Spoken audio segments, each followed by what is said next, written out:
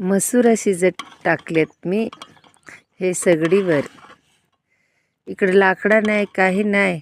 मग ह्या मकईचे देंडरा लावतोय तेवरच शिजवतोय. काय बरी आहेतच ना तुम्ही सगळी? बेसच राहजास हो. ही कांद्या ह्याला आज पाणी भराया ना. इकडं 4 दिवस रातवायची लाईट राहते आणि 4 दिवस मग दिवसाचे राहते ना. मग पाणी भराया. इकडं लाकडा नाही काही जंगल नाही.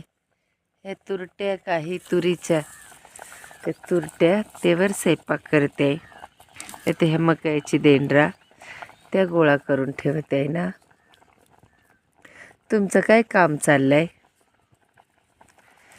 सांगजास हो कमेंट करून.